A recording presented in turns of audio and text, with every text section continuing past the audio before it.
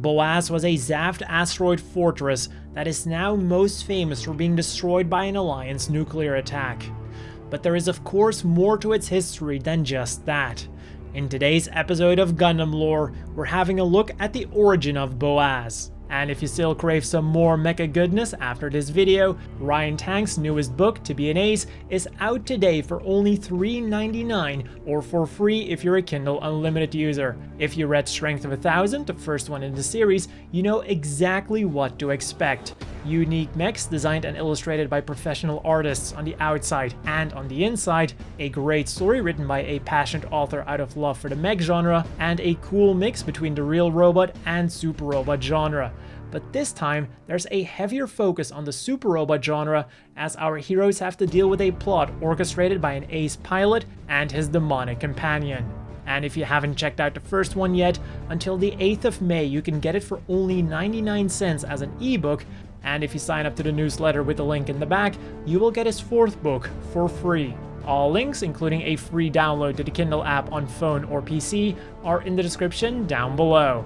But now, back to the video. Originally, Boaz, or rather Nova, as it was first known, was just a humble resource satellite that belonged to the Republic of East Asia. But Zaft had other plans for the satellite. On Cosmic Era 70, July 12th, they began their attack.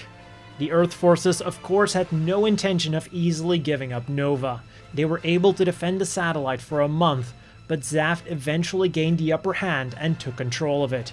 They then immediately began to move Nova from Lagrange Point 4 to Lagrange Point 5 in order to turn it into a defensive fortress that would protect the plants, along with the other fortress, Güney. And by having a look at the units that were assigned to escort Nova during this journey, it quickly became clear how important this satellite was to Zaft's defense plan. None other than Miguel Aiman, the magic bullet of dusk. Even though he wasn't exactly excited about the idea of babysitting a stupid rock. We have to babysit Nova? We're not babysitters, we're escorts, Miguel. Isn't it the same thing? Ugh, what a drag! Hanging around a rock for days on end as it drifts through space in slow motion. He would soon find out that this mission would be anything but boring. Zaft weren't the only ones who wanted control over Nova. The Earth forces might have lost the first round, but they were determined to get it back. And amongst the units they sent was Moolah, the sole survivor of their elite Mobius Zero squadron. The two aces would clash during the subsequent battle, and Miguel was quite shocked by the fact that a measly mobile armor was able to keep up with this Gihren. Arrogant bastard! But in the end, it was all to no avail. Mu couldn't defeat Miguel, and the Earth forces couldn't retake control of Nova. This is a hell of a mess. I don't think I'm cut out to be the hero type. Maybe I need to give up that Hawkaventinian nickname. Now that was fun! I have to admit that guy had some pretty good moves for a natural. Too bad a mobile armor is nowhere near a match for a mobile suit. I won't be able to realize the full potential of this machine without some better opponents. Miguel, please return to your post immediately. Oh, I know, traveling through space guarding a big rock. Whoopee. The satellite arrived safely at Lagrange Point 5 and was renamed Boaz. The next months would be quite uneventful, but as the Earth Alliance got their hands on functional mobile suits and the N-Jammer Canceller technology, they moved on to the offensive. And the first obstacle between them and the plants was Boaz.